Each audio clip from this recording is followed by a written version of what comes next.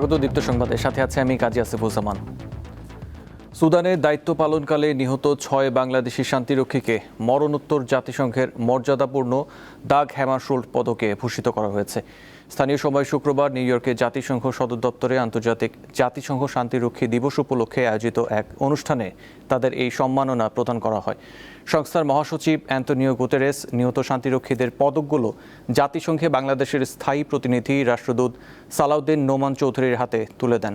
আন্তর্জাতিক শান্তি ও নিরাপত্তা প্রতিষ্ঠায় তাদের সাহস, আত্মত্যাগ এবং নিষ্ঠার স্বীকৃতিস্বরূপ এই সম্মাননা প্রদান করা হয়। 2025 সালের 13 ডিসেম্বর জাতিসংঘের পতাকা তলে দায়িত্ব পালনকালে এক ড্রোন হামলায় নিহত হন বাংলাদেশের ওই 6 জন শান্তিরক্ষী। মেহেরপুরের তেঁতুলবাড়িয়া সীমান্ত দিয়ে 6 জনকে পুশিনের চেষ্টা করেছে ভারতের সীমান্তরক্ষী বাহিনী বিএসএফ, কিন্তু বর্ডার গার্ড বাংলাদেশ বিজিবির প্রতিরোধে ওই 6 জন প্রবেশ করতে পারেনি। তারা বর্তমানে কাঁটাতারের বেড়ার পাশে অবস্থান করছেন। এদের মধ্যে 3 জন পুরুষ, 3 জন নারী এবং একজন শিশু রয়েছে। এই ঘটনায় ভোর থেকে কঠোর অবস্থানে রয়েছে বিজিবি। তেঁতুলবাড়িয়া সীমান্তে অতিরিক্ত বিজিবি সদস্য মোতায়েন করা হয়েছে। অবৈধ অনুপ্রবেশ কিংবা পুশিন মেনে নেওয়া হবে না বলে জানিয়েছেন বিজিবির তেঁতুলবাড়িয়া ক্যাম্প কমান্ডার। 2013 সালে পাবনার বেড়া উপজেলার চরবাসীদের জন্য একটি নো অ্যাম্বুলেন্স দেয় সরকার। তবে একদিনের জন্য সেবা দিতে পারেনি অ্যাম্বুলেন্সটি। উপজেলা স্বাস্থ্য কমপ্লেক্স চত্বরে থেকেই নষ্ট হয়ে গেছে যানটি। যমুনা নদী বেষ্টিত পাবনা বেড়া উপজেলা। এখানকার কমপক্ষে 25টি গ্রামের লক্ষাধিক মানুষের যাতায়াতের অন্যতম মাধ্যম নৌকা। দীর্ঘদিন এই মানুষগুলো প্রয়োজনীয় স্বাস্থ্যসেবা থেকে বঞ্চিত। গুরুতর অসুস্থ রোগীকে দ্রুত উপজেলা বা জেলা হাসপাতালে নিতে নৌকা বা ট্রলারের বিকল্প নেই। রোগী লিয়ে রাত 8টার পরে নৌকা না পাওয়ার কারণে দেখা যায় রোগী লিয়ে আমার মরণ ছাড়ার কোনো গতি নাই। এবার থেকে আরো রোগী নিয়ে আসলে পারে দেখা যায় নৌকা ঠিক মতো পাই না। এটা স্পট বোর্ড হইলে পারে আমাদের একটু পারাপারের সুবিধা হয়। গ্রামবাসীরা জানান, নানা আবেদন অনুরোধের পর নৌপথে রোগী বহনের জন্য প্রায় 40 লাখ টাকা ব্যয়ে একটি নৌ অ্যাম্বুলেন্স চালুর উদ্যোগ নেয় সরকার। এই লক্ষ্যে 2013 সালে বেড়া উপজেলা স্বাস্থ্য কমপ্লেক্সে একটি নৌ অ্যাম্বুলেন্স সরবরাহ করা হয়, কিন্তু সেটি কখনোই মানুষের কাজে আসেনি।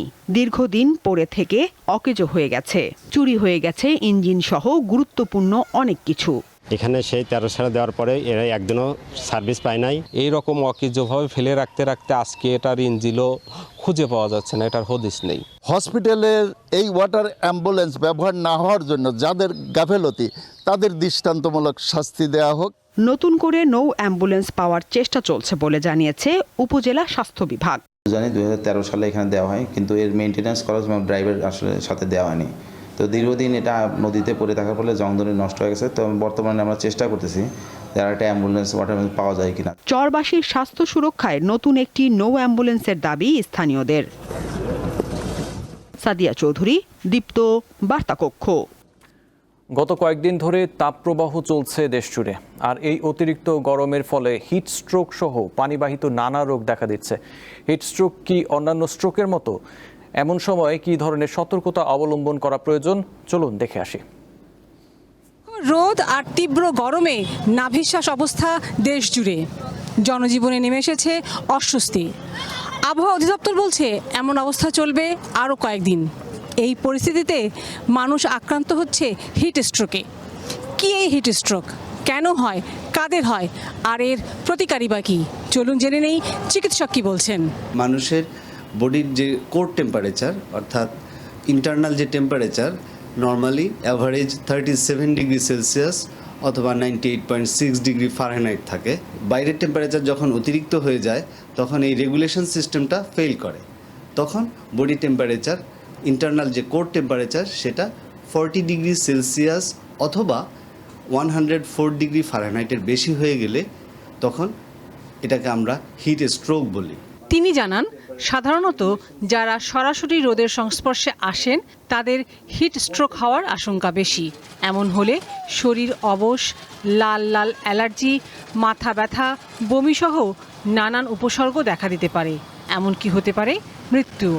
তবে হিট স্ট্রোক আর স্ট্রোক দুটো আলাদা বিষয়।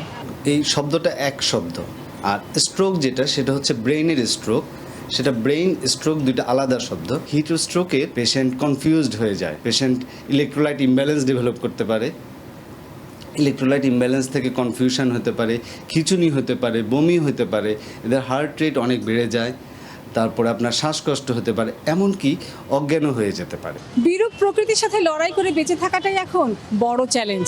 তাই তো হিট স্ট্রোকের মতো বড় বিপর্যয় এড়াতে বেশি বেশি পানি পান করা এবং একটানা রোদে কাজ না করার পরামর্শ দিয়েছেন চিকিৎসকরা।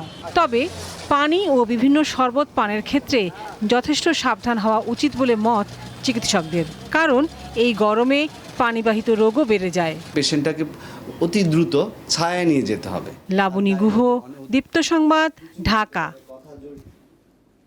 এবার আন্তর্জাতিক প্রসঙ্গ।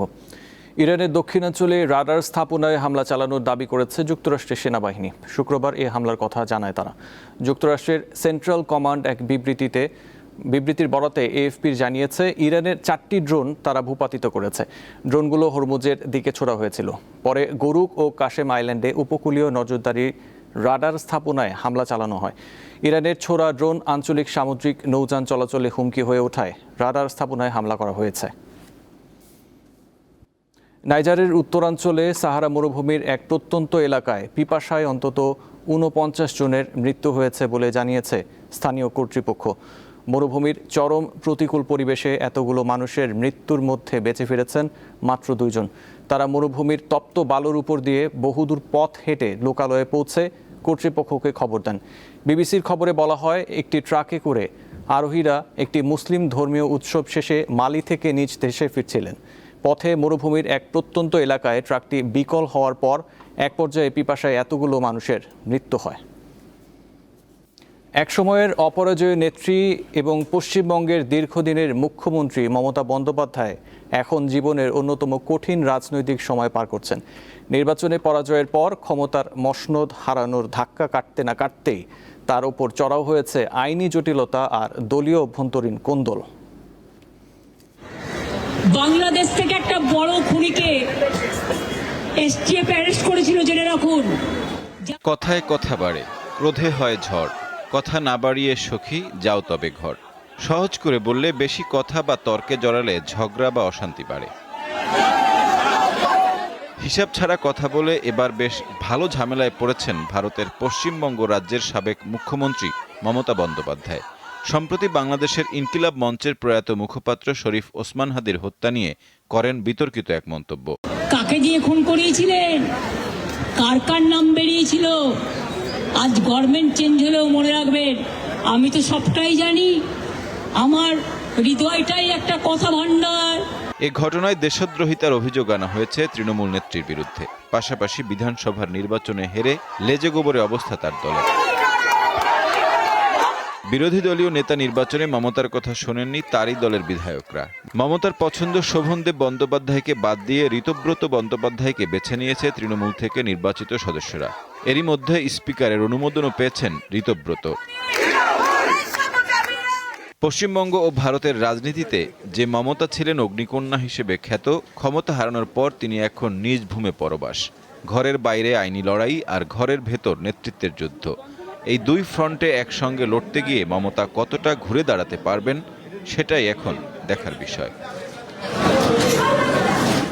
সাইফুর রহমান শিশির, দীপ্ত বার্তাকক্ষ।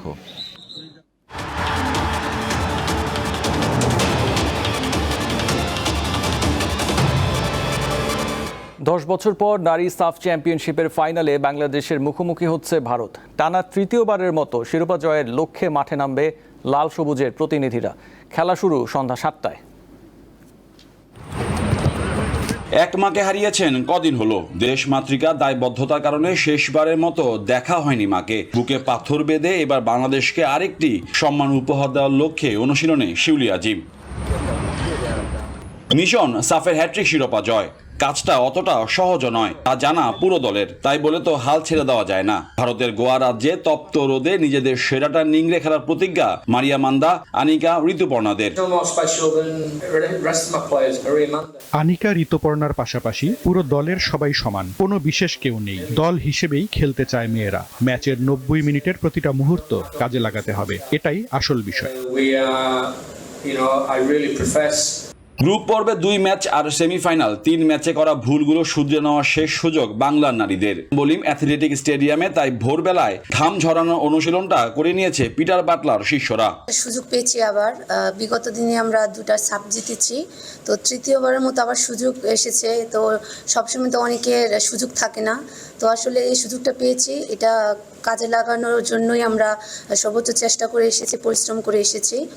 তো অবশ্যই ফাইনাল ম্যাচে যে আমরা যেন দেশবাসীকে কিছু দিতে পারি বা আমাদের খেলাটাও যেন দেখাতে পারি, তো আমাদের সর্বোচ্চ চেষ্টা দিয়ে আমরা ফাইট করব।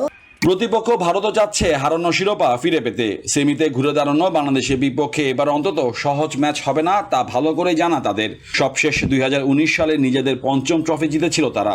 এরপরে টানা 2বার বাংলার মেয়েদের শিরোপা উৎসব তাদের দেখতে হয়েছে গ্যালারিতে বসে। বাংলাদেশ দল নিয়ে আমাদের পুরো ধারণা আছে, সেভাবে প্রস্তুতি নিয়েছি। দক্ষিণ এশিয়ায় সেরা হওয়ার লক্ষ্যে জয়ের বিকল্প কিছু ভাবছি না। 2022 এবং 24 সালে সাফে গ্রুপ পর্বে ম্যাচে ভারতকে টপকে সেমিতে জায়গা করে নিয়েছিল বাংলাদেশ। এবার ভিন্ন মঞ্চে আরেকবার দক্ষিণ এশিয়ার রানী হওয়া শ্রেষ্ঠত্ব প্রমাণের সুযোগ লাল সবুজ কন্যাদের। হেঁটে চলা এই পথের শেষ হাসিটা হাসবে কে, কার হাতে উঠবে সাফের 8ম আসরের শিরোপা? বাংলার মেয়েরা কি পারবে স্বপ্নের হ্যাট্রিক মিশনের শেষটা রাঙাতে, নাকি ভারতের কন্যারা পুনরুদ্ধার করবে সে ট্রফি? তার উত্তর মিলবে জওহরলাল নেহরুর ফর্তদ্বয় স্টেডিয়ামে। মোহাম্মদ হাসিফ, দীপ্ত স্পোর্টস, গোয়া, ভারত। এই ছিল এখনকার মতো। পরবর্তী সংবাদ 12টায় দেখার আমন্ত্রণ রইল। এছাড়াও তথ্য বিনোদনের জন্য চোখ রাখুন দীপ্ত টিভি ডিজিটাল প্ল্যাটফর্মগুলোতে। ধন্যবাদ।